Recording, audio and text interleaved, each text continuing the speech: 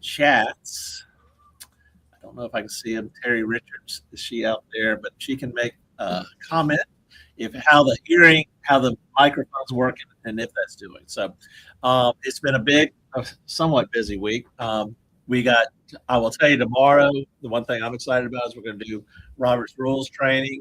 The training will consist of 12 short 6-minute or so videos that were done by Dr. Sheen.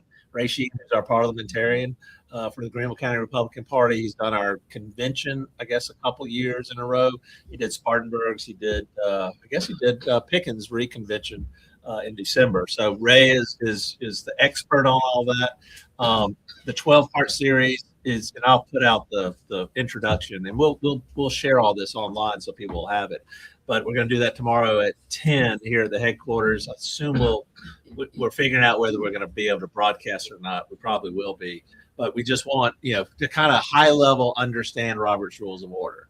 And the class is pretty cool. Meaning you can still show up, but there will be a lot of us here. Right. Which is great. But we'll do this more. I mean, and we're going to do regularly, what we do, Coffee and Politics. We're going to start regularly on Saturdays from 10 to noon. We'll do some stuff. I think we've got this Robert's Rules this weekend. Next Saturday, we're doing a pre-question. We'll do it on Thursday, but also on Saturday. Question and answer for our special meeting on the 23rd. We got a couple votes on some things. No speakers, no politicians. We're just doing a couple votes on some things to do some business. And then the week after that, on the 28th, on Saturday the 28th from 10 to noon, we're going to do how to build your precinct. Because we got 3 big things coming up, and each of us need to, people want to know, they want the tools, we want to provide the tools. How do we grow your precinct? Because we want to grow your precinct. Number one, because we want to increase voter turnout for the June primaries. Number two, we want to increase voter turnout and get the right folks elected, especially school board in November. Normally whoever wins the primary, if you're in a Republican district, you win the Republican primary, you're a shoo-in. We don't worry too much about the November elections other than make sure people show up. But school boards are nonpartisan, and that's going to be a big deal, I think, this November. So we'll build up to the June primary. We'll build up our precincts to the November election, and then we'll build up into the March of 2027 reorg. It is. I mean, it seems like a long way away, but it's 13 months. But this is how we build our precincts. We want to get more people involved. And one of the initiatives, because I will tell you, I spoke to another elected official today or this week, and it was quite interesting. Their comments about some things that are out there, because I contacted this particular elected official about some things that some folks this person is associated with were saying online, namely the nasty comments that, I don't think Jeff Davis has cancer, he's faking it, or the comment of Jeff Davis cut his hair short to fake the side effect of getting chemotherapy and to garner sympathy from people. I don't really care. It's kind of nasty, and but I mean, if it's coming from people that politicians are associating with, you're giving credibility to the nastiness. And Ray did a fantastic presentation on socialism and how it's impacted or infiltrated the church on Monday. If you look on our Facebook, there's a bunch of pictures, but it was a great turnout. Very good. Congratulations. Thanks for that. 34. But it was a great group. And one of the discussion points, and Kerry said, why are Republicans fighting Republicans? Why are Christians fighting Christians? And what we also deal with is, why is voter turnout 14%? It's 14% because nobody wants to participate in a process where all of this nastiness goes on. And it's like, it has to in some way stop. So we went and saw Melania last Saturday. So it's in my mind now. She has that Be Better program. So we're going to do something about Be Better. We're going to have a Be Better voter turnout initiative. And part of that is Be Better. Politicians need to be better. I try to be better. I'm not out there writing nasty things on social media and doing things. I may ask hard questions. I may challenge people. That's okay. That's all fair game. But sitting there saying, this person, the comment to me was, about, someone else. I don't want to discuss a lot of things, some of that stuff. But I mean, we We have to have politicians that are not just afraid to say, you know what, you did something and, you need to rectify it, or we need to, not be associated with folks. I've had people tell me that they won't say things to certain individuals because they're scared of what that individual is going to go out there and be nasty and post nasty things about them on social media. And I'm like, so you're going to tolerate and give people credibility that do things that are immoral, unethical, and just because you want to make sure you don't get attacked by that person. That was part of Rick's discussion. Silence is compliance. Yeah. Right. Except you want me to vote for you. Silence is alignment. If you are a public servant, and I even look at it, and as I told this elected official this week, I look at it, we're not elected like regular public, but we're role models. I wouldn't run for chair of the Greenville County Republican Party and then go out and be an embarrassment to the people that voted for me, or an embarrassment to children and to things like that. We got to get. We don't complain that youth are not involved in politics. If you were a youthful person and you didn't think the world was going to be going to hell in a handbasket, that's why when we get gray hair, we all realize it's getting bad. But they're still naive and formulating their minds and what's going on. I wouldn't want to be associated with all this stuff either. And it's like, it's got to change. And I know that's a hard stance. We've taken a hard stance on it, I think for a long time, but and I will tell you, even, and this person was about the cancer thing, but one of the other people that this person is associated with, calls us Nazis. We're all, draws a picture, with us and a Nazi. This is what they're doing in Minnesota, right? And we're all appalled by it. Why are you calling ICE agents Nazis and Gestapo? We all are opposed to that and think that's bad. They're enforcing the law that Congress put on the books. If you're mad at somebody, be mad at your elected officials who either put it on the books in the first place and or will not change it. But nobody can get the law changed that it's okay to have open borders. So maybe they will try to do that. I don't know. Start the campaign. I was on Mike. Bush. Try the mic. Well, yes, you can. I'm sorry. Well, we've all seen the numbers where Clinton and Obama were yes. great, just deporters and stuff, Right. got rid of illegals and so forth. So this didn't start on Trump at all. Right. But they're calling Trump a Nazi, and these are his brown shirts and all this kind of stuff. But I'm like, we get upset about it when the libs say that to us, but we can say it about each other. If you truly think I'm a Nazi and or a dictator or this or that, come talk to us.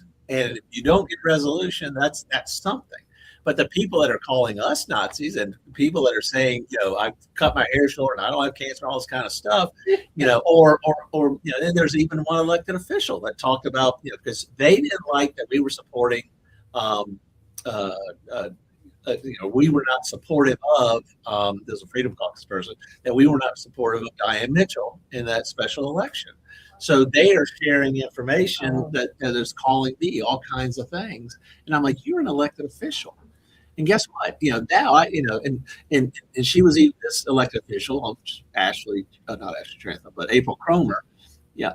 She's sitting there saying that I'm essentially paid. Who am I being paid by? I'm like, okay, I'm not getting paid by anybody, but I know you're getting paid by somebody. So why don't we all sit down and discuss it? And I will say we're setting up. We're going to have Kurt Gahey in, probably in the next week or two. I think he's out next week, probably 2 weeks from now. So I'm starting to feel a little bit better. But Kurt wants to talk about, some of the things, especially, with the renewal, the things that he got upset about with me saying that we didn't support the renewal of what's his name, Joe Cornell's contract, with the city, with the county, and as the county administrator. And to his credit, he says he's willing to come and sit down and talk to these things. I will tell him the questions we want to talk about in advance. I'm not into gotcha journalism or any of that type of stuff. We're asking fair questions that people need to, certainly elected officials need to address.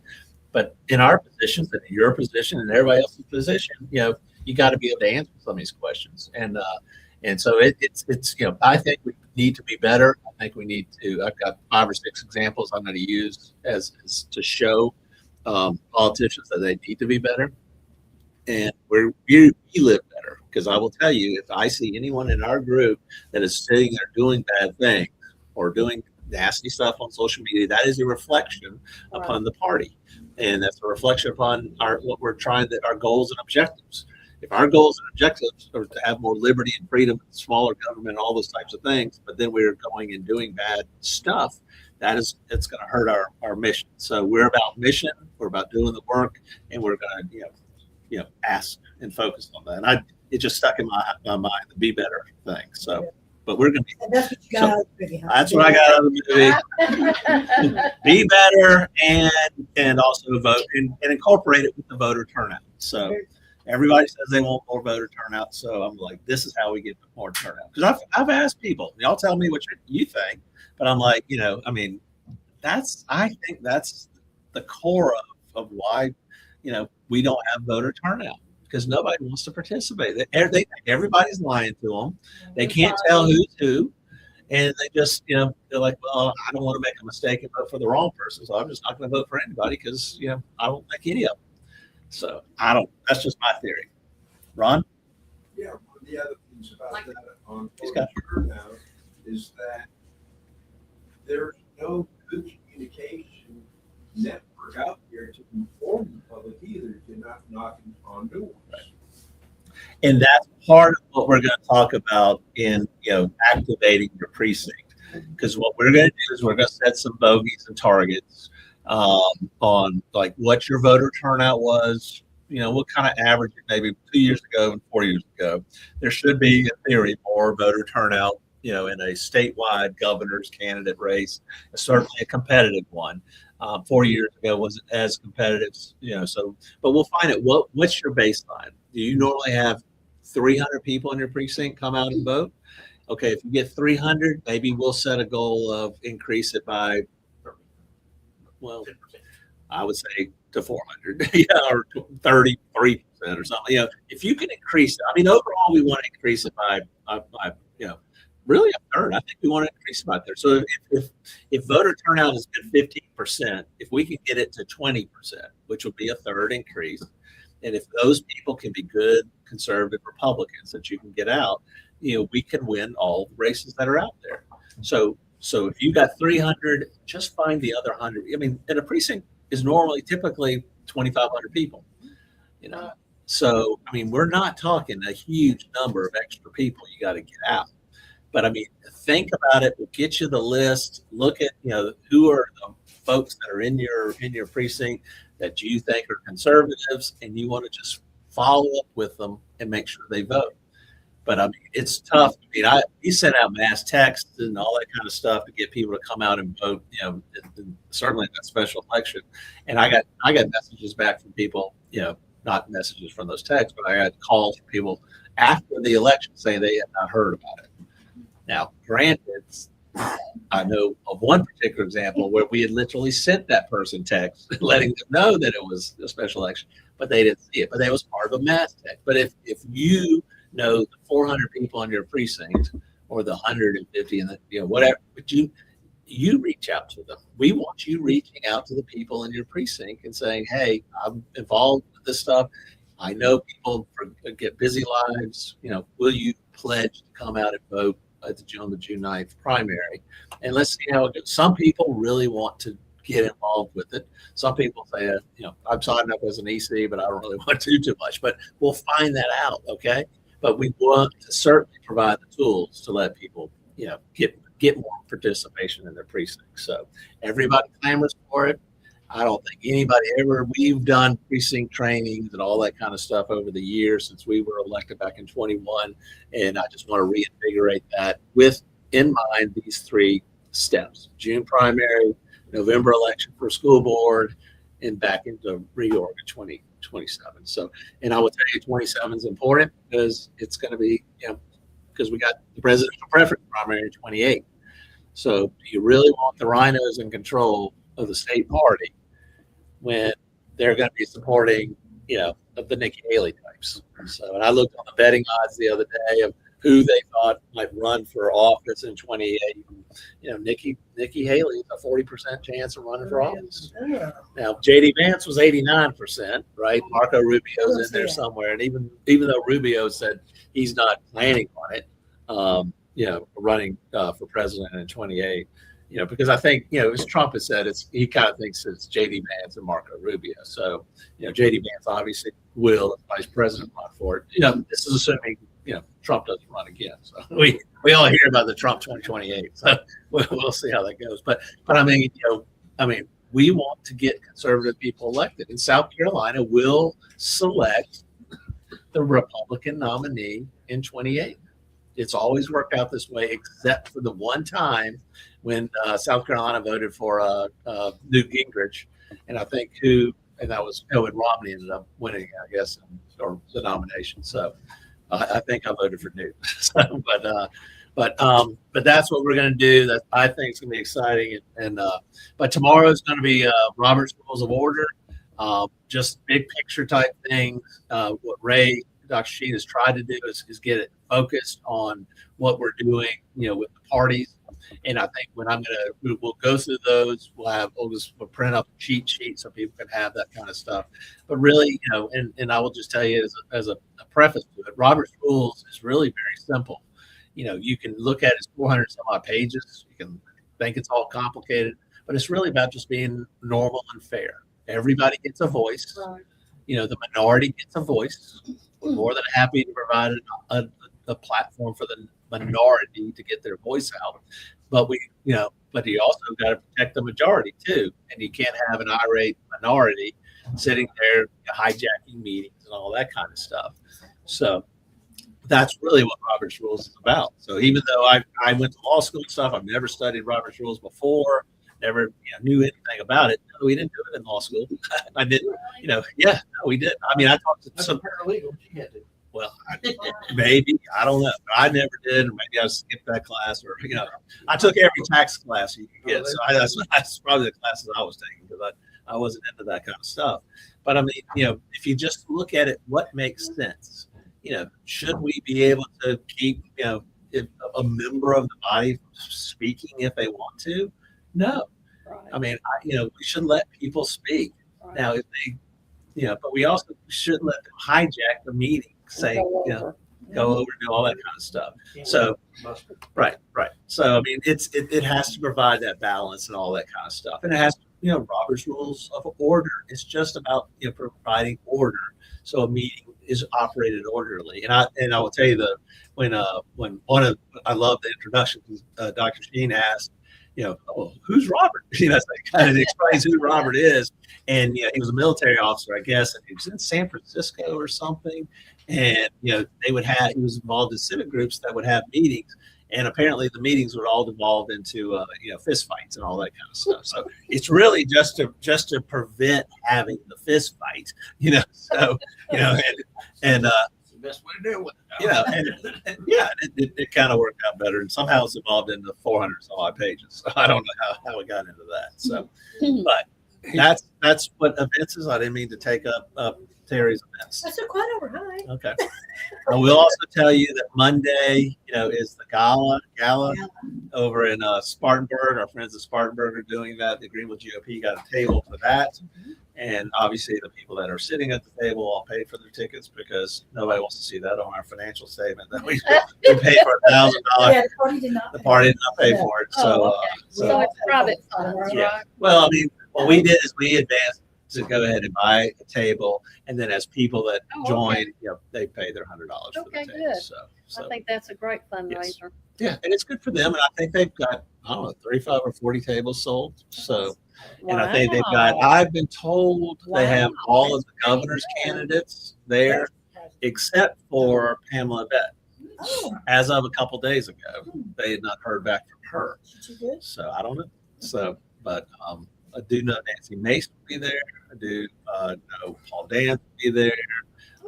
David Pascoe is going to be there, and so those are things like that. So it'll be a way to kind of hear from a bunch of candidates, that kind of stuff. I don't know if I doubt they're filming it or whatever, but yeah, we'll do that. I just am putting a link if people, What about there's tickets? something, individual tickets still available. So I'm putting a link in every chat if anyone is interested go if I to join us can. or get ticket. I'm putting it in the chat. Yeah, we want to support Spartanburg in doing this, and I think it'll be a fun event, and some of our Spartanburg friends across the little line over there in Greer will be there as well. So, all right, what else do we want to talk about? Who's got something good? Wow. The world's all working. All right, we'll start off here. The man is prepared. Mike. Which one's Mike? That's Mike. Okay. All right. Hi, Mike. Make sure you speak into it. No special order. Mark for Moment of Hope. He's been trying to have the case dismissed on the stand your ground so far. Apparently, he had tried it just recently and still hasn't gotten any relief from that. So, which case is this? He's the one who shot the person at Oh, front down in Planned Columbia. Parenthood. Yes. In front of the abortion clinic. Yes. Let's see. Life Begins at Conception Act, that's S781, is one of the two new bills that got thrown in. Basically, I'm a little discouraged with both bills. And I'll get into that. I've always said I'm supporting any bill that would save life, and it seems to me like these two bills are actually written to try to tempt me. The first Camera's one, not working. Life Begins at Conception. Pull it underneath. That's You can hear? Okay. It's Lieber's bill. It will reduce abortions from heartbeat down to being clinically detectable. Within the bill itself, it seems like it's trying to suggest to eliminate all abortions. I think they went a little excessive in some of the verbiage, but anyway, it would reduce abortions from heartbeat down to being clinically detectable. It doesn't fix the fact that abortion is still defined as killing a clinically detectable pregnancy. So it's still going to leave that open. However, I do believe it would close down all three clinics because they're not going to be, it will basically reduce abortion down to morning after pills, and the clinics are not going to be able to compete against the pharmacies again with that.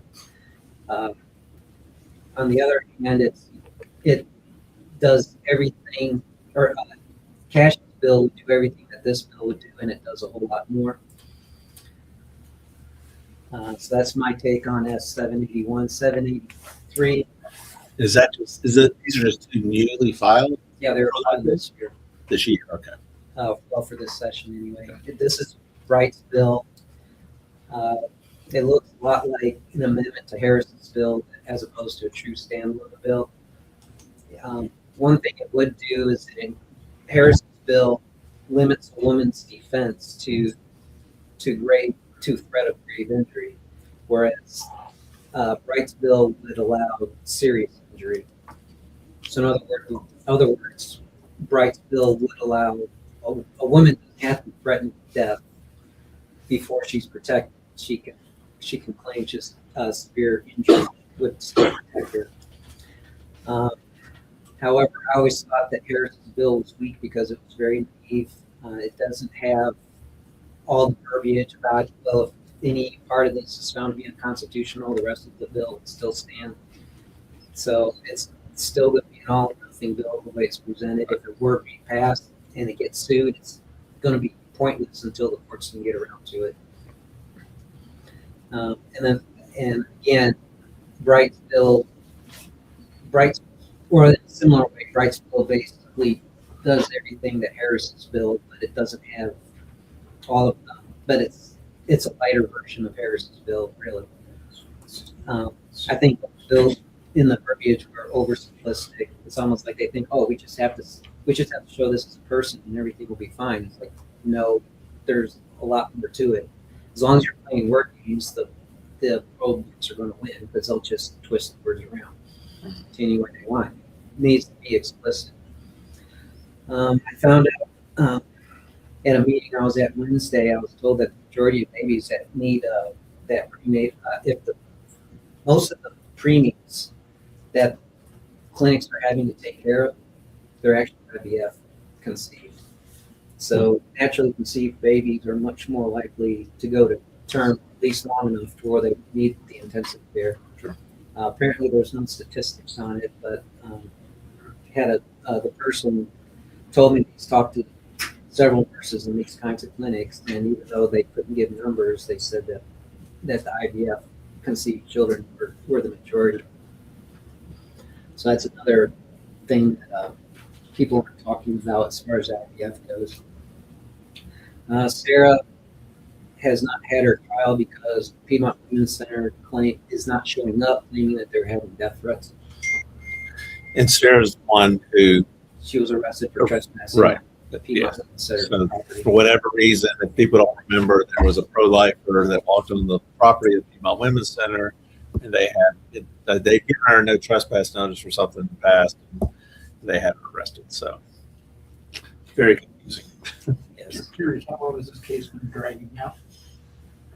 I think it was about a month ago when the arrest took place. Maybe That was, a little bit longer than that. But it was. it's interesting. It was somewhere near the beginning of the year. I don't remember exactly when, whether it was right before or right after. But that was when Operation Save America was here. There was a lot of negative energy in the air. I'll leave it at that. But any hearing anything this week, is anything moving on the pro-life side? It's just kind of, Aware of. it's kind of quiet. Last comment I have to say from the sidewalk, Richard, who's one of the protesters that's there all the time, the pro boards, actually attacked Joette, who's actually been at our meetings before. He apparently kicked down her sign, and she has two big signs, and he was kicking it down. It was actually recorded. The police arrived. They did nothing, even after seeing that he physically grabbed with a sign and was messing with it. So my concern is this kind of stuff being allowed to escalate. This hands-off attitude with law and with the solicitor's office may very well lead to another. I pray it won't, but may very well lead to another Mark incident. Yeah. And that Mark incident is what happened, because of anger and violence, things kind of go on down in Columbia by the abortion clinic. You got to be careful about all this stuff, and we can talk about it being the solicitor's issue. I attribute it more to the sheriff's department first, but it could be both problems. Well, of course, so. when one finally does make it a trial, then it's Right. became a kangaroo court there too. So we need to attack it on both fronts. And then on my list, we got to reach out to the new solicitor, talk to her, find out what they're doing, what their policy is, because she's running for re-election, and we want to know. And to me, as a solicitor, just like the attorney general, you need to be enforcing the law. Right. I mean, I don't go up and touch people, because guess what? I know I will get arrested for assault and battery if I'm touching someone. So I don't do it. But somebody can come do it to me, or come do it to, what should be a peaceful protester, or somebody bringing attention, I don't know how you call it, out at the abortion clinic, those types of things. You can't selectively enforce the law. It needs to be done fairly and appropriately to everyone. And we need to do what's right on our side, but we also can't. My thing is always say, we will fight, we'll do the right thing. We do not want to become what we're purging. We don't want to become what the left is, but we also cannot fight with our hands tied behind our back. And, in this case, I'm not saying that we didn't use their tactics against them, but we certainly should expect the law to do what the law is supposed to do. So, The problem is the law, we are law. The law is just a piece of paper that they keep justifying, but the people actually are the law. well, And when those of us who know the right, know what should be done, stand by and allow the solicitors and the sheriff and these police officers to not do their job, we are implicit in violating the law.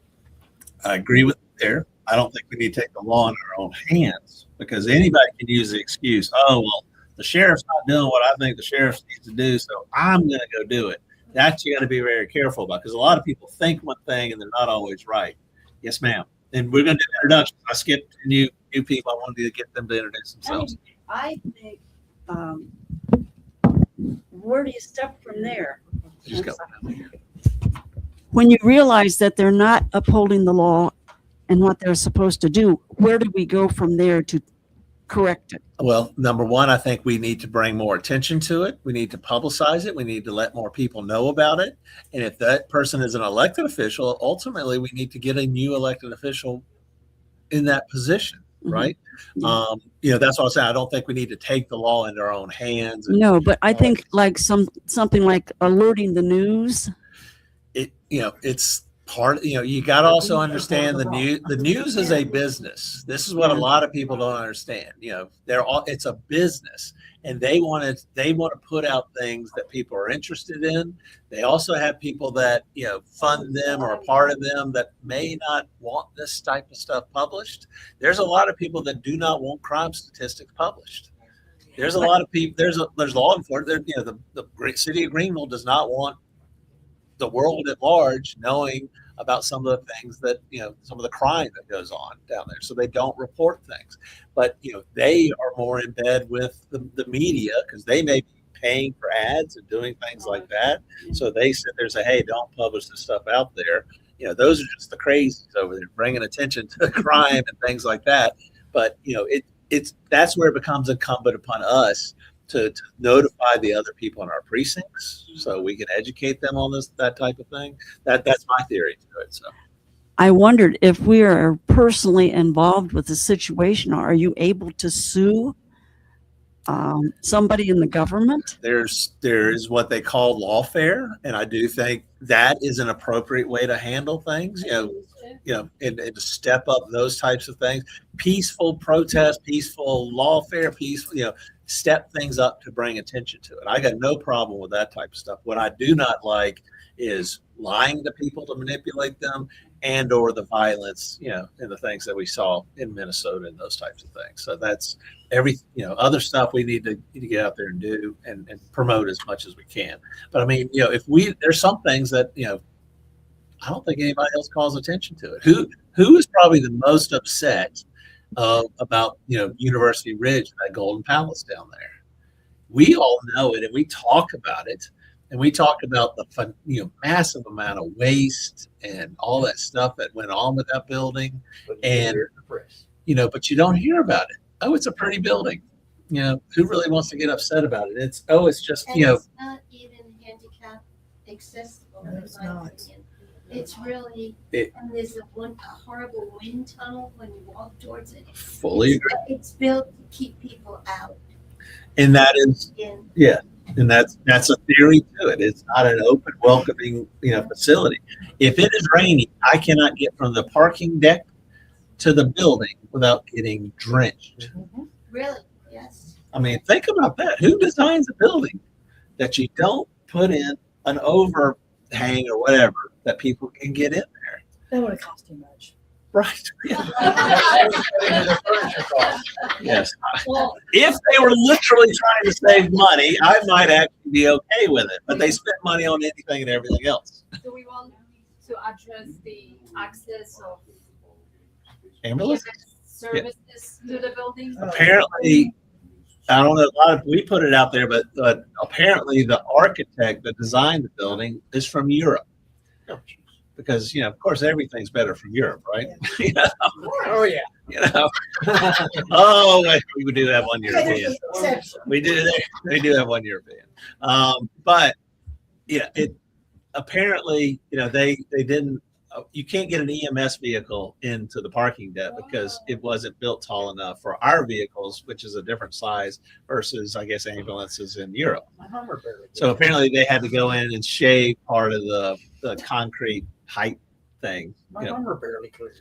And your Hummer's not as big as an ambulance. So, I mean, but it's things like that. And it's, but it's the Europeans are all more caring and they all love everybody and all that kind of stuff. But they didn't love anybody enough to say, hey, I don't want them to get rained on. I mean, it's just like, you got to be kidding me. I think I wish I had nothing other to do but to follow up on all the numbers, the finance, who approved all of this type of stuff. I mean, you could spend all day looking at that. Obviously some channels were bypassed because we have amazing engineering companies in this town used to dealing even with foreign Yes. designers that know very well what to demand. Right. So this is, very. I agree completely. That money, instead of going to a foreigner or to a European architect, should have gone to somebody here in Greenville County and or South Carolina, or at worst case in America. Where is that? Why do we get missed? The bypass Ford annual must have taken something. Something. Is this something Joe, our administrator, would have? Joe Cornell? Yeah. Yeah, I think Joe Cornell's all involved in it. I mean, somebody referred to, I call it the Golden Palace. Yeah. Somebody referred to it as the Joe Cornell Memorial, whatever. But it is so poorly designed for. It's poorly designed, not just for him, it's poorly designed for everybody. Yes. Everybody. There's absolutely no rhyme or reason the way the building's set up. Right. And obviously they put voter registration in there and then immediately had to move voter registration over to McAllister Square because it wasn't enough space for them in there. Does that make any sense? That makes no sense whatsoever. And I will give you the example. Back, years ago, somebody showed me the example down in Columbia. City of Columbia wanted to have a marketing program about buying local. They hired somebody from out of state to do the buying local program. Yeah, I'm like, you're just sitting there going, I mean, you're not even practicing what you preach. So, like they said, you just can't make this stuff up. You really can't make it up. You can, and it's you can't figure it out, all that kind of stuff. But that's what we're trying to battle. And quite frankly, that's what I think Donald Trump does. He points out things that are obvious that will upset somebody. Obviously it will upset the European architect, if he points that out or we point that out or whatever. But I'm just asking the question. And I will, before we do the introductions, y'all get ready because you're next. Two next. It's coming. So Maybe we'll do What? the introduction. maybe we'll get to it today. I don't really blabber on We'll it. do it So. at the beginning. We are pushing obviously on a statewide level, and everybody knows we do this, and the other side knows we do. We're working on kind of a plan of what do we do about reorg in 2027 statewide. Greenville delivered our 90 delegates, right? That's what we're supposed to do. We were also assigned the 4th Congressional District, which includes Spartanburg. So we delivered Greenville's 90 and Spartanburg's 57 and all the good work that they did. And we supported all that stuff. But that's 147 delegates that we provided to the state convention to vote for the MAGA America First slate. And we have people in the state that, I have an issue with the Freedom Caucus. Some people like them. I like a lot of the stuff they say, but I'm like, I'm asking a simple question to our other leaders around the state saying, what have they done for us? How many delegates have they shown up? Who did they endorse and support? Jordan Pace endorsed Victoria, what's her name, down in Berkeley County, who is the biggest rhino out there. Why did Jordan Pace, chairman of the Freedom Caucus, after us trying to tell him, hey, what we're trying to do, and our efforts to get closed primaries and all that kind of stuff, why is he endorsing them? I'm asking the simple question of Pamela Godwin, who is the chair, and she's been here many a time. She was the chair in 23, a duly elected chair in 23 for Lexington County, which is the heart of the rhino establishment cabal is Lexington. That's why they call it the Lexington Mafia. Because, they all work in lobbyists and all those people work over in Richland and Columbia, but they all live in the burbs over in Lexington. Why did the Freedom Caucus actively support taking Pamela Godwin out after about 2 months of her being elected as the newly elected chair? Pamela didn't do anything. Pamela didn't do anything but investigate the embezzlement of from them of the prior chair to her. What's his name? I can't remember what his name is, but she was investigating that, and he ended up being indicted and took a plea agreement, which is very questionable in his plea agreement. But he embezzled over Lexington. Sheriff Metz.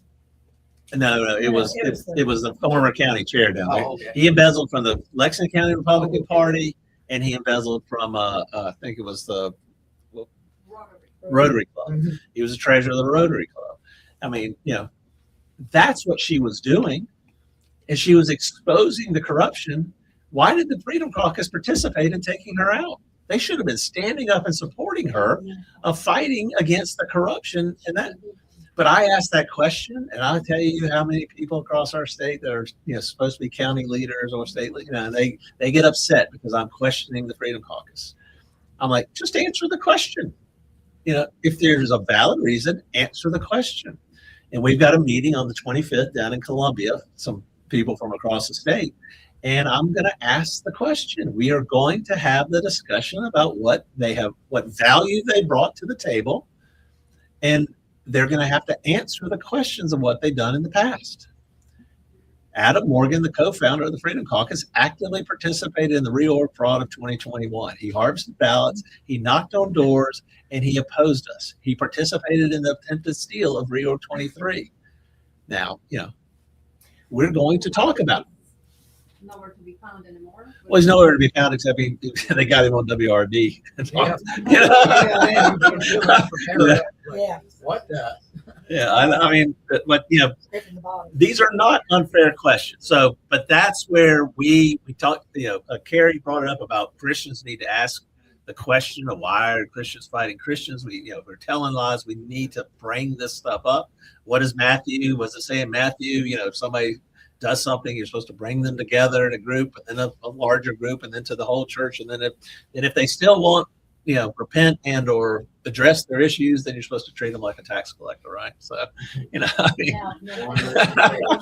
or is it what? Foreign, yes. So, Gentiles or tax collectors. all right, Olga wants me to get to introductions. We'll let our EC go first because she knows she's used to the mic. I like it. Thank you, man. You're a guest. And identify yourself, your precinct, how you got involved in the party, what your cause may be. Maybe just be saving America, but please. My name is Beverly Galt, and I'm the EC of Fountain Inn Precinct 1. And I got involved in this from friends that are in my prayer group, and one of them's Irene, and the other one's Julie Morrison. Okay. And I started last year and I haven't found my exact focus right now. But I'm really excited to start learning through these things you're offering. This precinct educational thing really has my heart going, yeah, this is what I need. Good. So I just need to know how to be effective for what I'm doing. And this teaching is really going to be effective, I think. So thank you so much. Thank you for coming, and thank you for stepping up. And you do have two other Fountain Inn 1 people here, Ron and Shan. Yes. So, I mean, y'all have a team, and I will give y'all credit for driving, I think, about the furthest. Maybe there's a couple precincts a little bit further on the northern side and the southern side, but thank y'all for what you're doing and what you've been getting people out to vote. Looking at number one, the city of Fountain Inn, and what we can do for Greenville County. So that's great. But we do have a new guest that just moved here. I did. I've been in Greenville since, I believe, August of last year. And just due to circumstances, we ended up in the Nickeltown area of Greenville. There's a lot of troubling things there. And I think that's what got me to want to be involved and learn about how we can staunch some of the crime and the traffic, the street, the $5 million community center, and the sidewalk. It's just $5 million. Really? And the sidewalk has had traffic stopped on Clark Street since August. Okay. It's just. And you're in the city. 'Cause your precinct is Greenville 14? That's correct. Okay. And what's your name? Alice. I'm sorry. What's your last Y'all don't know my name. Alice Dwyer. Alice Dwyer. Well, welcome. Where did you move from? I grew up in Charlotte, North Carolina. All right. Well, welcome. You are Greenville 14. I will tell everybody, Greenville 14 is an organized precinct. So we're going to what do they call it? Volunteers? See a need, fill a need. We have a need in Greenville 14. So we will be talking to you about helping us organize that precinct and building that out and all that kind of stuff. So thank you very much. We appreciate it. And she's actually volunteered to perhaps take a shift or 2 or 10 up here at the headquarters and do that kind of stuff. So welcome. Glad you are here. You're standing. Grab your mic. Well, you come over here or grab a mic and come over. We're going to get a legislative update from Frank Gunther. I told you you wanted my seat. Now, but before we get to the legislative update, Frank's son brought home his girlfriend last night. Yeah. His girlfriend or girlfriend? Girlfriend. Okay. Yeah. They picked him up at the airport at 7. No, they actually ended up being 6:15. 6. Oh, So it was 6:15. earlier, and I got to bed on my normal Okay. bedtime. And did she pass the vetting? I don't know if mom's watching, but Is this another thing I'm not supposed to talk about? I'll get back to you on that. All right. So that's also that good segue. That's why I usually had the meeting scheduled for last night. That's why I had to cancel it. Oh. That was my personal conflict. And then I have to apologize. I rescheduled it for next Thursday, which double scheduled here, so I'm gonna have to reschedule that one. So we're looking like we're gonna be out 2 weeks before the next meeting. That's for the legislative. Just the legislative committee about the same time. I will put out an announcement on the 2 chats, and then we'll go from there. So, update happening in a legislative committee. There's two things that are happening that I'm focusing on. Ray is part of the committee here too. He's doing the right to life, one of our 7 topics that we're pursuing. The other 2 that I'm looking at right now, what's happening, bubbling, is closed primaries. We're trying to push closed primaries, and also judicial reform. What's happening in the closed primaries came up a couple, 3 weeks ago. They had testimony about two bills that they brought to the subcommittee, Judiciary Subcommittee, 3310 and 3643. 3310 we like. It doesn't do everything. It's strong. But it's a stronger one. 3643 is being pushed by SCGOP, South Carolina GOP, and they were trying to have the say on who the candidates could be. So 3310 just addresses voters. You cannot change parties. You cannot come in and vote in a primary if you're an independent. And it looks stronger. It's not great, but it's a step in the right direction. The bottom line on that, both of those were brought up in the subcommittee, and so there's one side wants 3310, the other side wants 3643, Green McKissick side, and then the sponsor of that was proposing that, and they did testimony. A lot. Part of the other testimony was from independents. They didn't like either bill. Bear with me because I'm going to go into the story of this. And so they said they wanted to leave the primaries open. So they were against that. And their big thing is you're disenfranchising people who just moved here, who haven't made up their mind, and things like that. And they won't be able to vote in primaries. And it's like, well, if they're not participating, why should they vote anyway? In response to that, just came up, the authors of 3310 have put in a third bill, H5188, which they just filed, I think, yesterday or the day before. That's the new Freedom Caucus. That's the new Freedom. Well, 3310 is also a Freedom Caucus, but supposedly. And so the scuttlebutt on that is they were addressing this disenfranchisement concern people had. So I read the bill this morning. What they're proposing is that for this until January 1st, 2027, they are going to leave the primaries open. But if we read further into the, I don't like the bill. My first take on this now is I don't like the bill because if you go into further down into the bill, they still give you the opportunity on election day to go into the polling place and sign the affidavit. I am now a Republican or I am now a Democrat. I want to vote in this primary. It's going to be a covered. So to me, it doesn't do anything. It's still, that's what it is. I've queried my friend in Freedom Caucus who's sponsored about that. This, to me, the way I'm reading it, this is what I see. I don't see it as different. So, but then also the bottom line on that is all we saw were the testimonies in the subcommittee. The process is they should debate. They were trying to decide which one were we going to move forward to the committee and then to the floor. Jay Jordan and Weston Newton have put the brakes. They did not bring it up for debate within the subcommittee. Ask the question, when is this going to happen? So to me, they're stalling and killing. Right. So that, I mean, that's what's happening on that. So Their standard operating procedure. right. Right. Okay.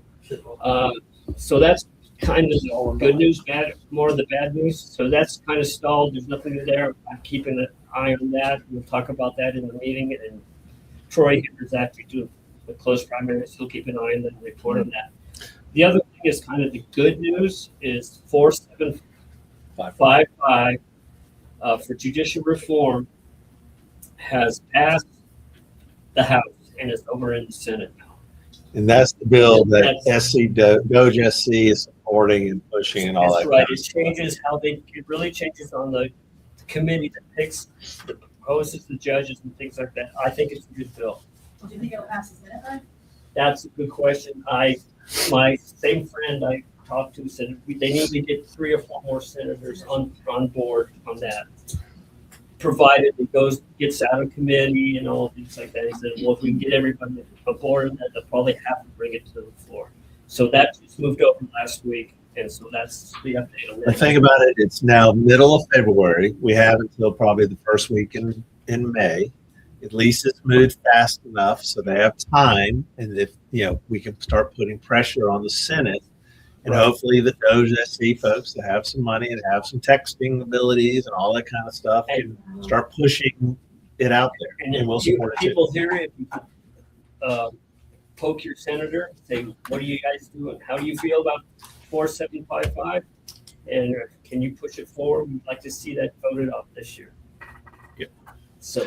And I will say the Doge folks, and it's on our, I assume it's on our greenvillegop.com/events, but they're having an event. It's really with Pasco and Mike Burkhold, but also Ron Reddy will be up here on the 2nd of March.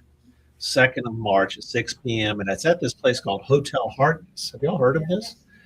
Some people have heard about it. Hotel Hartness.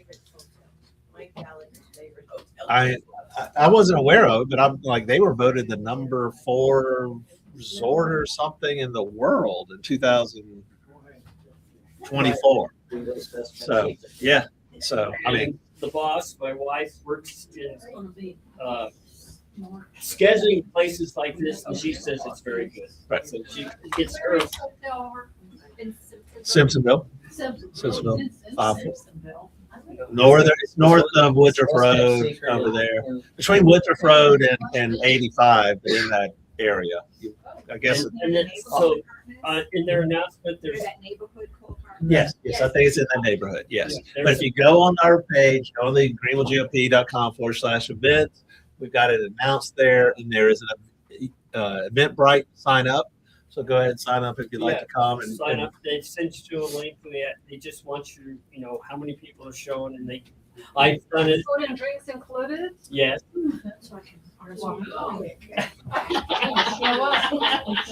And the events chair is going to finally sign up for an event. Well, I knew I was going. Grab a no. I don't know if I can say March this. Grab a bunch of 2nd. tickets. Monday, March the 2nd, At what time? 6 p.m. 6 p.m. Obviously, we've talked to them. Justin Lane, is part of, I think they're upstate kind of person. We met and talked to him. Justin actually is on county council for Lawrence County. Actually, Justin sent me an email Yep. Alerting me about this, a personal email straight to me. Yep. And So- that's why I signed up. So please do. I think I got a chance as well, we're communicating correctly, because we found this. Well, have you heard anything about the one in Simpsonville? Or is this in place of, remember? This is the one in place. Yes, because there was a conflict. Their original thing conflicted with, I think, the gala on Monday. So they were kind enough to move it because I said we wanted to support it and all that. So this is the fix. Okay. This is it. So Yeah, Justin's really part of that. yep, good. Free tickets, it just needed a limit, and you know how many incoming limited to Yep. their capacity.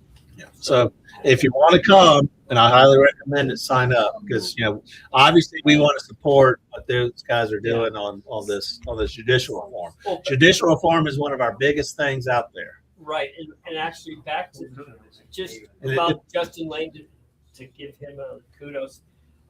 When I was first looking at judicial reform, I reached out to Freedom Caucus or my local and asked them, what are they doing? What about this bill? What are they doing? And I also reached out, I saw in Doge that they asked me to do a judicial reform. And he is Doge SC is the only people that responded to my queries. So That's because there's no Jesse. right. So I don't know if anybody else from my committee has update. Right, he's already done his. So that's all I've got. Any questions? Questions? Yeah, I think the closed primary thing is going to be a problem.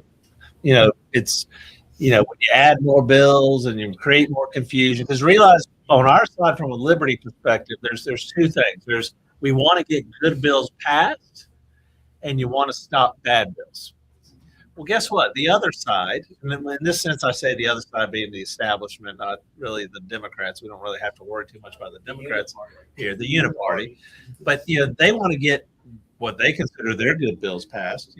Keep Pasco out of the elections and control who can actually run as a Republican, and not really get closed primaries and let people sign up and just switch whenever they want, and or stop good bills. What we would think are good, they think are bad, stop bad bills, that type of stuff. And what they're trying to do is confuse the closed primary thing so much that everybody's lost and confused and nobody knows what to support. There's been a huge, right, but there's been a huge marketing campaign, if you will, let's support 3310, 3310, 3310. Everybody's heard 3310 10,000 times. And now they go file a different, why would the Freedom Caucus file a different bill that confuses it? I mean, you said the number. I don't remember the number. I know 3310, but I don't know. I don't know Drew's bill's number. I don't know. Well, you don't want to know Drew's bill, right? Unless you want to say no to it. Well, the other one's 5188, and to leverage Jeff's point, there is a better bill out there, the best bill that says you register as a Republican or you register in whatever your party once a year, and that's the registration. Show your card, and you vote. Very simple bill. It's 4520. No one's looking at that. I've asked that question at the subcommittee, and all you get is crickets. Yeah. Even from the people supporting 3310. I asked them, I said, hey, this bill's a better bill. What's going on with that? It's the best bill. It's smart. It's simple. It's very straightforward. That's the No confusion at all. None of this. Well, okay, if it's January 21st, you have to do this, or go sign an affidavit. Just go in, register as whatever party you want to be, green, communists, Republicans, and you're in that party, and you don't do it. I think once a year you can do it. You can change. Is that it? Yeah. You got it. It's like half a page. And it's Joe White's bill. And Joe's in the Freedom Caucus. I mean, it's just sitting there. And no one's putting any pressure on that. Yes, ma'am. What?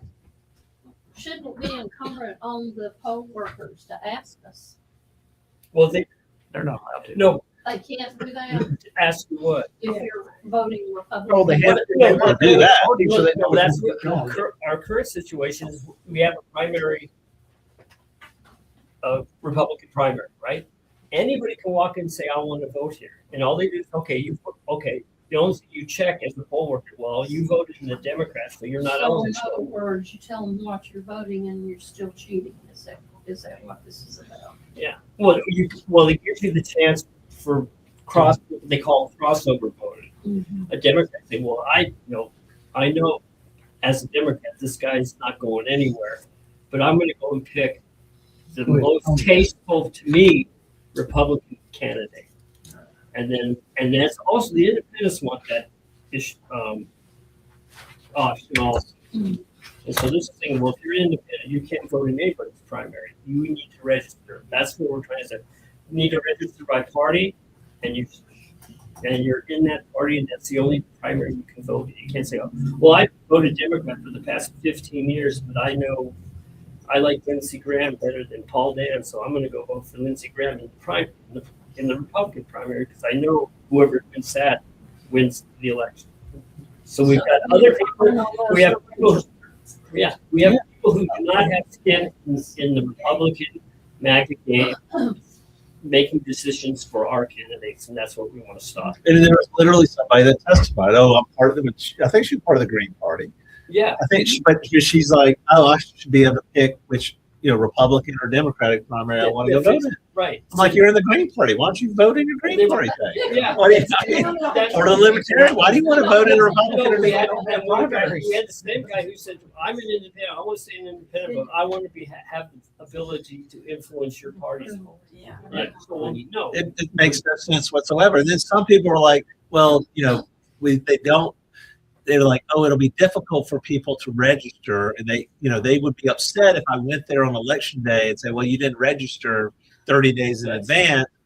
I kind of get that, but also, guess what? It's incumbent upon us to tell everybody in our precincts, go register. So only Republicans are voting.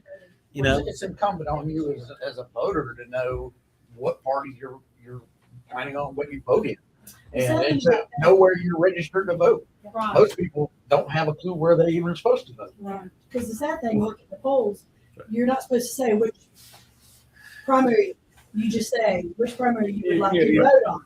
And they look at you and go, what? right. What do you mean? I said, Democrat or Republican? Yeah. But this Because I past don't understand that. the past ones I worked where they were actually separate. So are you here to vote? Yes. Are you here to vote for the Democrat? No, I'm here for the Republican. Well, today's the Democrat one, so Yeah. Right. There's no We did that in Georgia yeah. So before I It's moved. very We did that in Georgia before I moved. yeah, so that's what's going on with that. And also, I've said this before. They ended up working the poll. There's people who don't know there's actually an election that day until they're driving to work and they see the flag, voting day to day, and they drive in and say, "What am I voting for?" So I think that's part of the reorganization of your precincts is educating these people. You've got an election coming up. Yeah. It's at this place. Cut some time out on your way to work, on your way to get Starbucks, and vote. Mhm. So there's people who do want to vote, and they have no clue that it's voting day. But I partially think the government should advertise some stuff out there. They have all the money on the planet. They're doing, but I mean, let us get involved. I mean, it's our primaries. If the Republicans in our individual precincts need to go tell other Republicans and get them out to vote. Okay. We have to do. Yes, the candidates have to do that and motivate people. But we need to get people out to vote. We need to give them a voter guide, and get them to vote for the most conservative. I'm going to give the rebuttal to Jeff's point about the government doing it. My wife and I went and talked to Conway, and he says, "I'm not in the business to promote elections. I'm in the business to run elections." So he doesn't. They have no desire to get. He's okay with whatever the turnout is. He's not responding. And I asked him, "Should you have a goal to increase your?" And he goes, "No, I want to make sure I have run the election runs clean, no problems. That's all I'm concerned." Which I'm okay with. I don't want him because he could think. Yeah. Because think about it, he could be saying, "Oh, well, y'all want me to get more voter turnout. I might go spend all my budget in a Democratic area to get voter turnout." So I really don't want them messing up with promoting voter turnout. We ought to, or they, that But kind he of ought thing. to make it more available the knowledge that there is a day and use of the precincts. Is that usable? They can go to the website and figure that out themselves. And then that's where my point is voting back to you, and the whole, does the voter to know where you're supposed to vote, when you're supposed to vote, and what the hell you're voting for. We have to, yes. But most people, Most people are blind, they just follow the crowd. yes. Well, Yeah. And we harp on it. We say June 9th, June 9th, June. You've heard me say 1,000 times, June 9th. People won't remember, June what? Back June 9th. back to June 9th. Back to Coming to be the like, what are we doing today? back to the ECs and president. That's their responsibility to get it out to your people. But it's our responsibility as the party to give you the tools, Yeah. teach you how to do it, and get it out there. We can send out texts letting everybody know, but what's going to be more effective? Hey, this is Jeff Davis from 403 McCarter. I'm your neighbor, and hey, just want to remind you that there's an election next week, Or and it's up at the the church Or down you're the street. walking your dog and you see your friends. Yeah. Hey, are you going to go vote? Yes, ma'am. That's happened plenty of times. We get out the arch and they're walking by their dog and they're like, and I'll be like, we got an election coming up. What? Well, that's half the point. That's half the point of putting a sign in your yard. We do it in our neighborhood to let people know, hey, there's an election coming. Yes, ma'am. Is there any way of going into the schools, the children just turning 18, right before they graduate? Is there any way of going into the schools and teaching them about elections? They aren't actually teaching them, I don't think, right now. I think they took civics out of the schools a long time Yeah. ago. And I I agree have, with you, and I like how you're challenging us on some things of what we can do. Because there's a whole list of a lot of things we need to do, and that could be something we need to task somebody on to figure out how we can help educate people. Because they're public schools or private schools or charter schools or homeschool groups. There's a lot. And I will tell you, I got a call tomorrow with a couple of youth groups, tomorrow afternoon about some things that we can kind of do to kind of, stir some of that up. But I mean, that's we got to get the youth involved in it. Now, granted, sometimes they think a little differently, and but we got to teach them. Hey, let me give you a little world experience. You have to understand one thing: the people that are controlling the schools have no desire for you to go in there and educate these children on how to vote because they want to manipulate how they vote. They're the ones programming them to think the way that this whole generation that's coming out of schools now thinks the whole world is free. Yeah. They don't understand that you got to earn things. You don't get nothing handed to you. But they come out of school thinking, well, I want a job making $30 an hour. Well, guess what? You ain't gonna get it. Yes. unless you got somebody saying, oh yeah, you need to make it fair for Oh, you had a point. Well, speaking of youth, remember we have one candidate that stepped up, wanting to run the first vice chair of Greenville Republican Party, and I think he's our probably youngest. He's 19. voter. Where's he? 19. Is he 19? Yes, so we are super excited. Yeah, Hopefully he will be a factor, and so. But that's a way to get youth involved. Let them hear what we're doing. Let him see how we run the organization. Let him see how the board votes and handles things, and how we. One of the things we talked to him about is as first vice chair. Technically, if I'm not around, he runs the meeting. Yeah. I might be able to sit in the back and let him run a meeting and say, you know what? I mean, how many people ran a meeting with 100 ECs or 200, 300 people there at 19? I didn't. And he did not seem intimidated to do it. He just said, I need to brush up on my rules. Right. So I know what I'm doing. But that's a little bit of the Robert's Rules training we'll do tomorrow. Because I will tell you, I went through it, been through, I think, 7 or 8 of them thus far. But I mean, some of them are just basic things, and you saw at the last meeting, we were trying to be very deliberate. Come to the microphone. I did give your name, give your precinct, talk about what you want to talk. Designate a time limit. If we're having a motion or whatever, there's 3 people for, 3 people against, all that. And a lot of that it's all in Robert's Rules, and it's very simple, and it's neat to kind of understand it. And I have people, a lot of folks, older folks, I think they used to teach it in high school and stuff like that.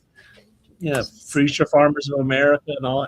They didn't, it wasn't in my high school. That's kind of old school, really. But it's really what you do. It's what we're supposed to do.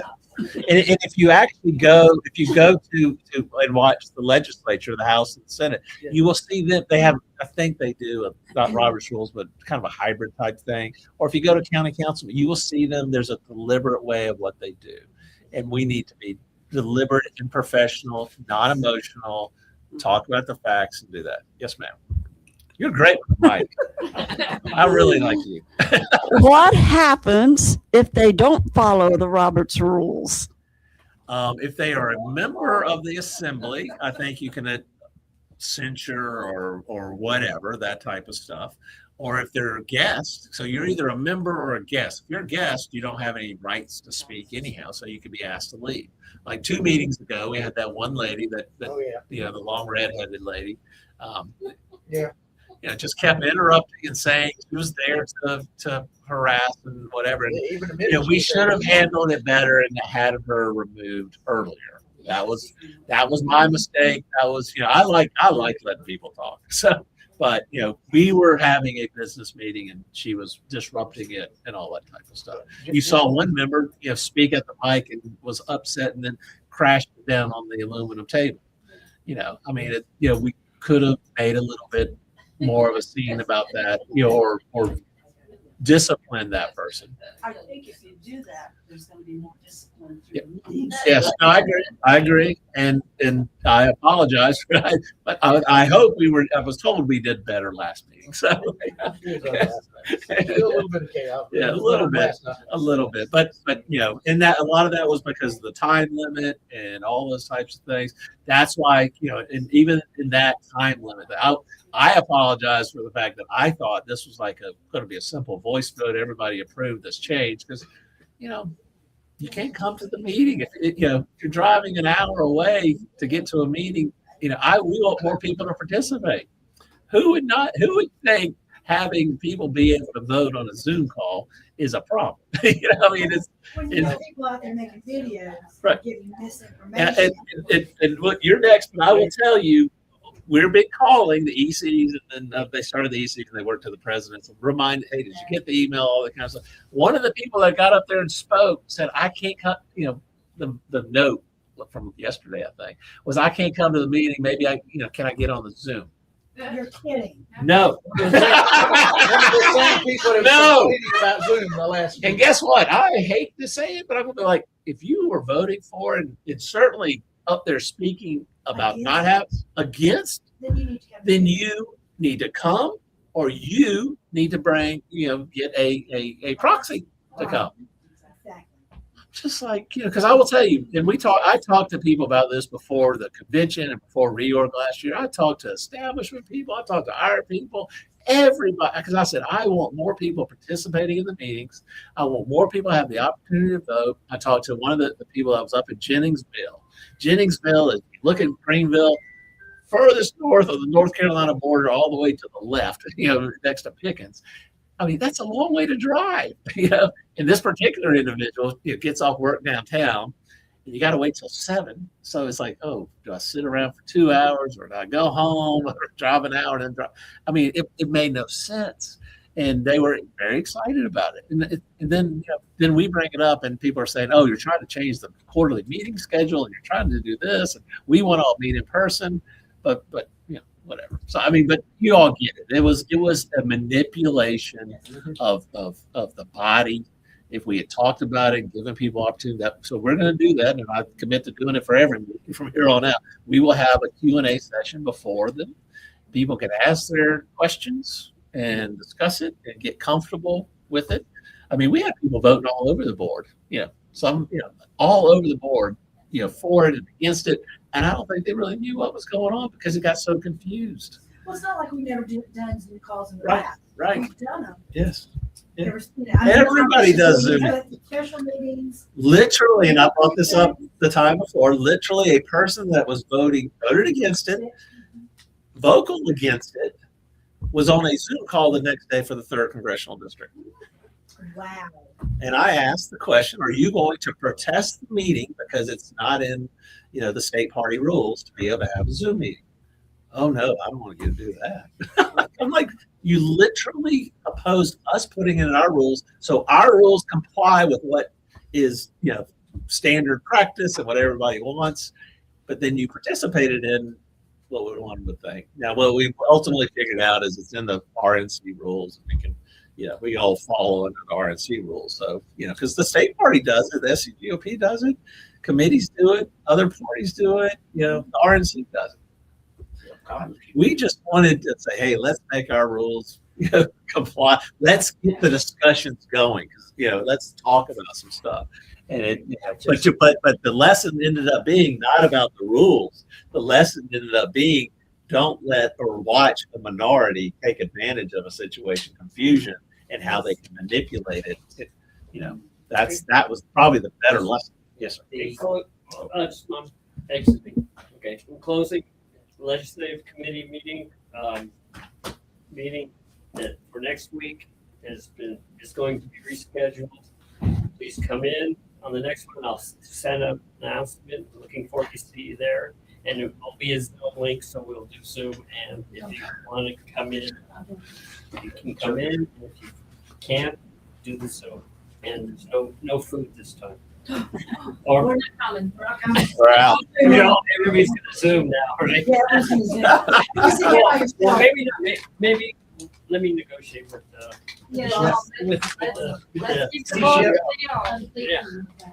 Yes. I just wanted to point out for those who were at my event last Monday, when I was talking about letting the least competent control how far the meeting went, when I talked about how administrators, out of kindness, will allow this person to keep the more competent from learning. That's exactly what's going on. Yes. That you were talking about. Yes. And this is how socialism is infiltrating our culture, even those of us who hate it. This is how we're letting it control us despite ourselves. Yes. And we're not aware of it a lot of times. Well, I think we're aware of it. I think we're trying to be nice. Well, And they take advantage of that nice. and especially Southerners, we're supposed to be all nice and courteous. I know. I mean, maybe we need to evolve. That's why I like Trump. I mean, the Yankees, New York Yankees. But we need to, these are the tactics of the left. These are the tactics of minorities. These are how people, how we get into the problems that we get into, and we have to be able to see it and recognize it. And it goes on in every group. It's churches are probably the biggest battlefields within even the same church. Think about all the fights that people have in a church. It's crazy. These are things that the socialists haven't necessarily invented, but they encourage. They promote it, they cultivate it, and we're not even aware of it. Right. And we keep coming indoctrinated to it. Yes. Which is why a lot of people, shy away and keep out of all this stuff. Back to the whole thing, because it is ugly. But it's So is losing your country with socialism. exactly. And I say it in regards to the Second Amendment and Olga being from Poland and she grew up 15 minutes away from Auschwitz and going there and visiting. It is horrible what would happen with a school shooting or home invasion, all that kind of people getting killed with guns or whatever. But you know what? You may have a school shooting, but you're not going to have another Auschwitz if everybody's got a gun. I mean, you're really not. And I know how horrible. I mean, nobody wants a school shooting or nobody wants. But yes. Well, that's not the problem. That's what they're saying. Here lately, it's the transgenders that are doing that. So Mental while, illness. Yeah, those mental illness is a big it's part of it. not the gun. Right. Right. But we're trying to be nice, and I don't really want to tell somebody what to do. And if they think they're a man in a woman's body or vice versa, I'm like, knock yourself out, but don't be taking drugs that affect you. We all know that a lot of these drugs, have effects, So my chemo drug, which affects you. yes, I have chemo brain sometimes. So if I actually took the chemo. I'm faking. That's right. All right. What else? Are we done? Have we solved all the world's problems? Motion to adjourn. Oh Lord! It's non-debatable. We have to have a vote. I know. How dare you. This is not a formal meeting. Yes, sir. I'm not afraid to show my colors to George Hayden, by the way. George and Martha from Washington, the best. But last month, David Pasco paid camp a visit Saturday mornings. And I'm not going to necessarily promote that because I'm torn between camp now and Robert's Rules tomorrow. So Yeah. I have to choose one. Well, we'll have more. Do Yeah. whatever. Go there. That's But go record it. David Pasco, he has personality too. But I'm just curious to find out. Well, he's not afraid to name names. He does. He's not. Other than that, why does Columbia hate him? He's gonna bring them all. Other than that, they actually love him. And another thing, I got a text, AG candidate, David Stumbo. Yes. What do we know about it? There's 3 people running for Attorney General. There's David Pasco, David Stumbo, who's out of Greenwood, and he's a solicitor in that area. Pasco is a solicitor out of Dorchester, Orangeburg, that judicial district. And the third one is Stephen Goldfinch. So those are the 3. Goldfinch is a state senator out of Horry County or Georgetown County, over in that area. I don't think he's ever been a prosecutor, but he's an attorney. He's another civil guy too. So he's one, and he's getting a lot of money from lawyers and some things like that. Stumbo is, our issue concern with Stumbo, and I want to give them the opportunity to answer, is his lack of what he did with Craig Caldwell, the former Lexington chair, who they didn't prosecute him in their district because Craig Caldwell, who embezzled the money from the Lexington GOP, was friends with the solicitor there. So there was a conflict. So they gave it to David Stumbo, and David Stumbo gave him, 24 months, 12 months, whatever, probation. So, I mean, if I embezzled over 6 figures, I'd be in jail for probably 20. I'd probably get more time than RJ May for one of the nasty things he did. But I mean, they gave him, probation, and that's a problem I have with him. Now, I've also brought up, something in regards to Chad Conley filing a false affidavit in a court in his judicial district, and he's like, well, Alan Wilson's looked at it, so I don't want to touch it with a 10-foot pole. Allegedly, Stumbo did not want to touch the Quinn investigation, the original corruption investigation 6 or 7 years ago that Pasco is famous for indicting and or prosecuting 7 or 8 of House, and Senate members. So, we don't need more of the same. We need somebody who's willing to name names, who's willing to, ask the questions, point out where the problems are, because we have a lot of problems. We were talking to somebody last night that's been involved, has been elected to a statewide off, more club off type thing. But I mean, it's everywhere. It's not just in Columbia. We all see and focus on Columbia, and I think it all originates out of Columbia, but we have to stop it in Columbia, but it permeates down to your county level, to your municipal level. We talked to somebody that came to the office this week. I mean, I didn't even realize this. Apparently, I guess you kind of know they have municipal judges, but there's a court system apparently with the city of Greenville. Mm-hmm.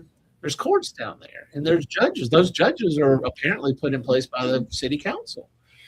I don't know if Mountain Inn has a judge or whatever. Maybe they do, maybe they don't. But I mean, apparently Greenville does. Yeah. And there's problems there. This person was telling me about. I don't know the details. It's like with the Golden Palace, but where there's a little smoke, there might be some fire, and we ought to look at it. And there's a system, but we got to have people, that are willing to do it. And strangely enough, and it is funny to see how successful I think Pasco is in getting support. I think he's getting support all over the place, except Columbia and except corrupt people. But I'm like, and if somebody asked me if there was polling, I said, I haven't seen any, heard any polling. I did hear some internal polling, but, you know, and I did ask Pasco about it. He's like, oh yeah, well, they showed me some internal polling and it was so off the chart. He's like, I don't believe it. But I actually do believe it in a good way. You know, I mean, I think he's going to run away with it because he is naming names and he is willing to do it. Normally, you would think if you're fighting the machine, they'd be, you know, they'd come after you. But for some, I guess he's been fighting the machine for so long and naming names for so long that, you know, that it all kind of just like with Trump, it just rolls, you know, water off the duck's back. Yeah, so. He's got a good reputation. Yes, he does do his job, and I think he's going to do it fairly. And I'm not looking for he was a classmate of mine. I'm not looking for favors. I'm looking for somebody who enforced the law. You know, and I hate to say it, I don't care if it's a Republican or Democrat. We had him come and speak to the Greenville County Republican Party on January 6, 2022. I got so much grief for having an elected Democrat official come speak to the Greenville County Republican Party. The most grief I got from anybody, and he will tell you this, was from Joe White, who's now in the House and all that. And Joe White chewed me up and down, and he'll laugh about it. We can all joke about it. You know what Joe White came to that thing? You know what his number one issue is? Judicial reform. He's the biggest supporter of David Pasco you've ever seen. You know, and it's because, I mean, you know, I took a lot of grief about it. I mean, but that's okay. It was the right thing to do. Pasco is taking grief from elected officials, but he's getting the support of the people. And, you know, we got to do the right stuff. I think too, another thing for George, what I've heard before, and again, I don't have a factual information other than what it's out there, that Stumbo, I believe, has never seen death penalty. Yeah, never. For Never. any crime. I have read articles specifically. There was a case that is absolutely terrifying with a abuse of a little boy. I don't know how old he was. It's like the two. story He was is two. terrifying. Not only it was sexual abuse, it was physical abuse. The boy was murdered. And even for that one case, yes, the person convicted ended up getting life, but the death penalty was not even considered. Whereas Pasco was the one, a few years ago, he was the one who started asking for a firing squad because in South Carolina we didn't execute order and brought up the death penalty was put on pause because we didn't have the drugs. You couldn't get the drugs. You couldn't, yeah. So Pasco was the one who started asking to bring the firing squad, and we didn't execute someone this year, last year, recently because of Pasco. So if you want to compare those two, I think that was another argument against Stumbo, whatever you believe in, but that was up. Is that right? Yeah. I think it's the most important race of next year. I think there's a lot of people talking about it. This is literally it's better, more important than the governor, more important than the Senate, U.S. Senate, more important than everything, because we are so far lost in the corruption that's literally everywhere. You know, I mean, we talk about the Golden Palace. I will tell you that if you could dig into the numbers, do a check. I mean, there's got to be some problems in there, incompetence and or worse. So. Yeah, another thing, I've talked to David Pasco several times, and he actually remembers me and what I asked him about. Met at the high school. All Carrie and I did was give him a couple pieces of paper and tell him that mail-order abortion pills are illegal. When I saw him several months later in Spartanburg, he's like, I got a committee together to look into this. Yeah, so he's like already was taking action on it. I told him about 4670 or 4760, and he's interested in following that. And just nothing new has happened, but for those who don't know about it, it would actually give teeth to the law on pursuing these mail order abortion bills. So it would help him do his job if it was passed. And right now, it has passed the House. It's over at the Senate right now. If, again, this is so you know what I'm talking about. I cannot even read this thing. Stumbo quotes the case how a 2-year-old got killed by his father. It's awful. Google 2-year-old Lawrence County Stumbo. Read this. And she's about to cry. Don't have it. It's so very hard. because the guy pleaded guilty. Oh, They took it, yeah, they wouldn't see to death. I know. Yeah, it is obviously it's troubling to her reading a newspaper story about it. I read the information on the court filings and documents on the RJ case, and it will turn your stomach to be able to read that stuff. And it's like I told one of these other statewide leaders the other day. I'm kind of like, I don't know how. And I hate to harp on. Maybe I do, maybe I don't.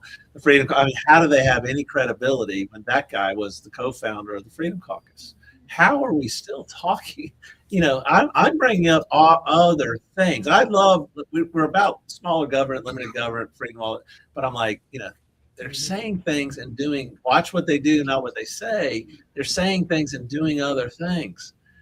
I literally want to sit in the meeting, with our other statewide leaders that are out there and say, Merle Smith actively got rid of Pamela Godwin in Lexington County. Should we work with Merle Smith? The answer is going to be no. Merle Smith came and worked in the fraud of Greenville County's reorg in 21. Should we work with Merle Smith? Merle's the Speaker of the House, establishment kind of leader on that side. The answer is going to be no. But I mean, I'm sorry, I misspoke. It's not Merle Smith. It's the Freedom Caucus. It's that. I understand it is a hard conversation to have because we want to support what they're doing. But I'm like, when I've asked them that question, back to Matthew, you ask them that privately and they refuse to address it. Then you bring a couple people to the table and they still refuse to address it. And then the Bible says, take it to the church. We're now taking it to the body, to everybody. And I've been doing it for years and it's woken up a lot of people over time. Mm-hmm. What's going on? It has to be addressed, and people keep wanting to stick their head in the sand. And I'm like, I'm not asking something complicated. I mean, you're the bad guy. And I'm the bad guy for asking the question. David Pasco is the bad guy at the State House because he's asking questions. Guess what? I'm the bad guy asking questions out here in the grassroots, but I'm like, I'm tired of the grassroots being abused and used and manipulated.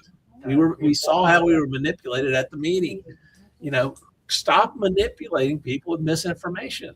If you got any, and I'll say 1,000 times, got a problem with me, I will sit down live on TV, wherever you want to go, and we can address any issue or concern you have. I'm not afraid. I don't think David Pasco's afraid. I mean, put Daniel. He's all excited about the Roberts Rules meeting tomorrow.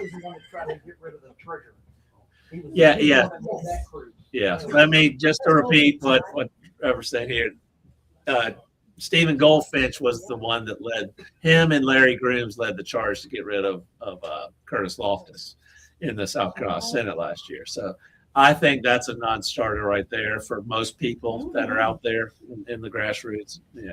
So,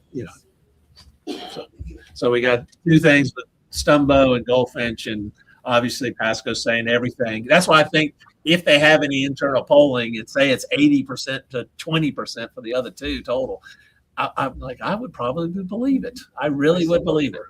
Huh? Actually, I would say, why so low for him? Well, I know. Hey, who's the crazy 20%? It's kind of like Trump saying, who's the 3%er that are getting through with their boats in the Gulf of America with the drugs? Yeah.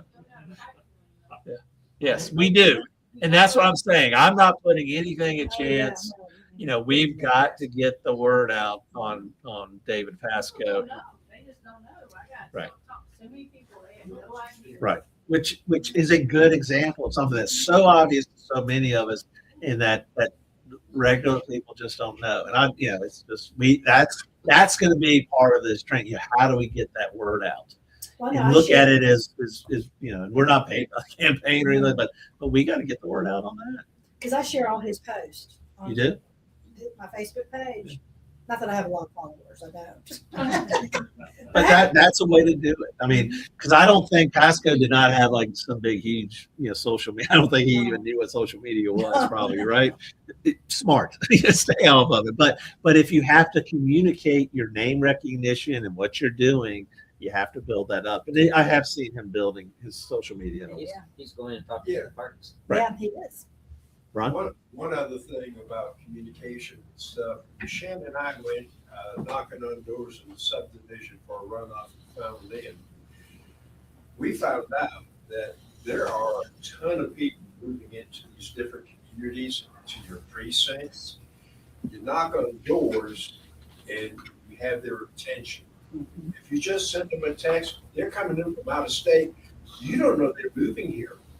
You got no way of contacting or reaching them unless you knock on the door and make eyeball contact.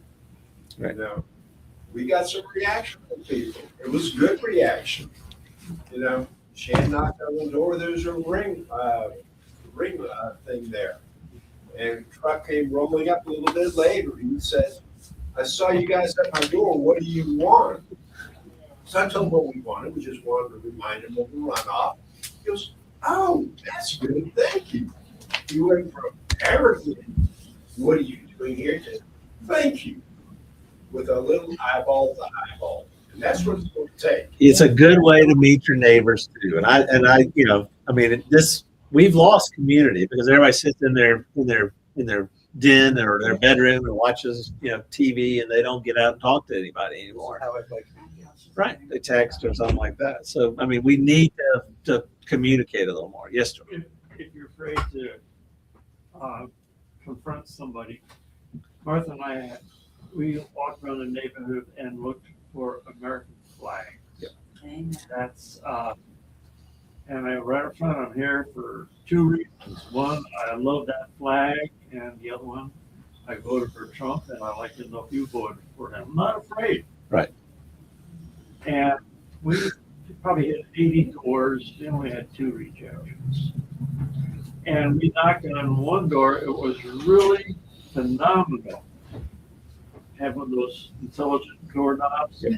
Fellow wasn't there. He called his neighbor and wanted to know who was knocking on his door. Yes. So he came over, we told him what we're doing, and spoke to his neighbor. He says, "Our whole cul-de-sac is conservative. Would you knock on these doors and invite them?" Yes. And they did it themselves. Yes. It was incredibly Yes. beautiful. Yeah. And there is a tactic where you can, send a text to people that, "Hey, we're going to be in your neighborhood tomorrow knocking on doors," so kind of gives them a heads up. Maybe even if you hit on 80 doors or 80 mailers and you don't hear back from 2, but you know what? The others heard you. The others saw it. You put a Facebook post out and you get 10 likes.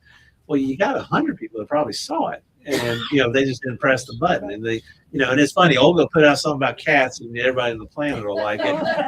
You put out something about politics. They don't because they have to think about it. They don't want to be on one side. But guess what? They saw it. Same people that saw the cat things, they saw that, and they think about it. And I will tell you, we put out when we did the press release last week, or the week before, in support of Trump about that whole video thing. And I don't think Trump's a racist. I think he just pressed the button and something at the end. You gotta be kidding me, really? But we put out a press release about, and because the press called us asking us if we want to make a statement, so it shows up in the paper, and we just made it as a press release and put it out there. But wow, we got trolled. And guess what? We probably got 400, 500, likes and anger faces and laughing faces and most comments. Two days to delete, I delete this disgusting comment. From the left, right? And at 2 a.m., our friends were reaching. Oh my goodness. I ought to play the voicemail, yeah. At 2 a.m. Office, not your personal. No, here on our because on the press release, it's got my phone number and her phone number. So at 2:21 a.m., I guess Wednesday night, I got a message of somebody They were looking for the Ku Klux Klan. Why, they want to join? I don't know. No, they didn't want to join. They were mocking us or whatever. Are you? Find them in Indiana. Like, yeah, oh yeah, I'm not going to joke about that because Holly gets mad at me about my sarcastic jokes.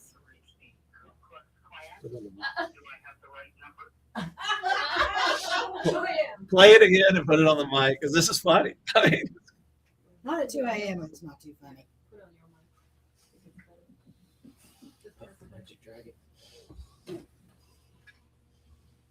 I am trying to reach the Ku Klux Klan. Do I have the right number? this was at 2:00 in the morning, and it's from where? California. It's a phone number from California, so it could be a bot. It could be. Tell probably Deb will appreciate it or not. I don't know. The one. So Jeff got what, maybe 3 emails, 3 and one text message. So it's not like they were really on Facebook. There were a lot of trolls, but tell about that one lady who you're the embarrassment to South Carolina. Oh yeah. I did get an email from a lady, so I could tell had her name, had her email address. So I'm like, out of curiosity, because I'm curious whether these people are bots or whatnot. I looked the person up. They live in, I guess, Greenwood County because they live on Lake Greenwood. Bought a house, just moved there about a year and a half ago. I'm an embarrassment to South Carolina, is what her email talked about. And she just moved here from Reno, Nevada. And she's a realtor. And I'm like, she's a realtor here, and just like, really? But they self-identify. And I'm like, I mean, obviously it's easy to, be online. About it. Yeah. And your family has been here how long? Since a long time. 1600. But I'm the embarrassment of, But I tell you, there were some clever ones. They were like, oh, it is kind of funny that Jeff Davis thinks he's not a racist. The Jeff Davis of from the Confederacy. So, but it's just like, of course Jeff Davis wouldn't think Trump is a racist because he's the president of the Confederacy. Yeah. Right. But think about this. They had a bunch of likes or even the angry or the laughing faces. That gives more, the whatever the algorithms are, so it gets more out there. So I don't really care. Anyway, it works. It's crazy. It's really It's crazy. for our advantage. It actually works. Probably worked out in our advantage. So, all right. What else? Who's got something fun? Who wants to put their phone number on our next press release? Him. Yes, you would probably enjoy it. I think he would enjoy it too much. Yes, there's some people. Sometimes we got to keep the bear in the cage, as they say. He needs to be my next educational outreach. Yes, yes. All right. What else? The international or any national information on the defense strategy of January 23rd. Does anybody follow any of that? I mean, I only come here intermittently, so I don't know what's already been said. January 23rd? What do you mean? January 2nd. I think it was January. Next year? Next January? No, it has. Well, here it must be some wrong date. So, yeah, because the union just got office, right? So, anybody following what Trump's new national defense strategy is? The Golden Dome? Well, I think that there was a bunch of points to it. All I recall is the position to stand fierce, to be militarily really strong, but to not engage in constant wars, which I don't know if it was Senator way back in, that thought was there way before Kennedy might have said that. I mean, I think that's been a major company. Obviously, nobody wants another 20 years in the Middle East. But how do we feel about going and bombing a nuclear site? How do we feel about those things? Targeted in and out type things. I don't have a particular problem with that. I mean, I'm willing to listen, but I don't want 20 years in Afghanistan again. All you Right? gotta do is look at the history of our wars that we've been involved in. Every war that we've been deep into that's put this country in deep debt, the Democrat has run it. Yeah. Started First World War, Second World War, then it went to Korea, then it went to Vietnam. Everyone was a Democratic president. The only exception was George Bush, but he's a unit party, so really He doesn't count. he doesn't count because he's really not Republican. He's not a Republican. I will point out to everybody, because we do talk about, we have one of our precinct presidents is kind enough to he's painting the pictures of prior Republican presidents, and he's putting them on loan here for us, because obviously they'll be much more valuable after they've been on loan at the Greenville GOP. But he's got Trump and what do we got? Eisenhower and Reagan. And I've asked him as a favor.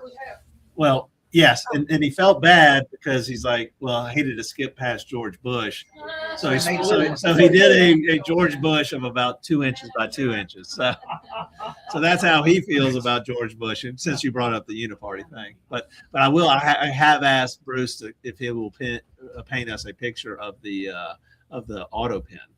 And I really want a picture of the auto pen so we can put Trump, Reagan, Eisenhower, and the auto pen up there. So I love that auto pen picture.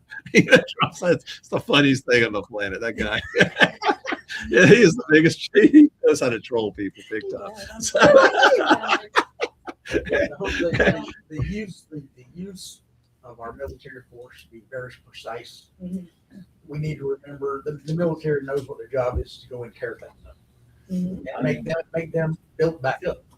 But for some reason, the Democrats think that we should have to pay after we break it. No, it's your fault got broke. So you should have to pay. We know Tim Walsh thinks we need to pay for Minnesota's damage. Yeah. He thinks that Oh, yeah.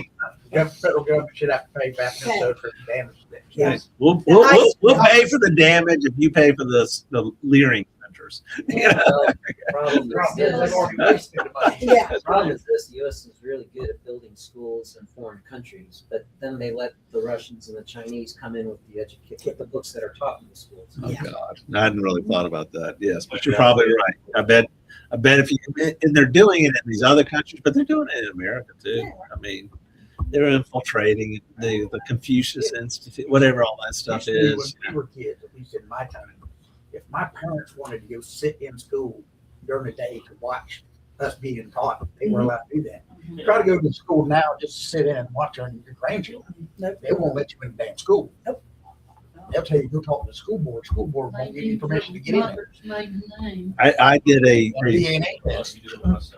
Yeah, they won't, and that's probably what the best thing that came out of COVID is it woke some people up because they could actually watch over their kids' shoulder about what they were being taught, and it woke some people up. And I did a Zoom call or whatever about for kids in one of the high schools here. And I literally had to go through a background check to be on a Zoom call with some kids. So, I mean, they don't want to let anybody, in or whatever, and I kind of get the safety side of it, but it gets a little bit overkill. Yeah. So, all right. Anybody got anything else? Anything else fun? Lady that's really good with a mic. Sitting next to a lady who used to have a gunshot. Because you talked about the corruption down to the municipal. Mike. Name and precinct. Right. Identify your name and precinct.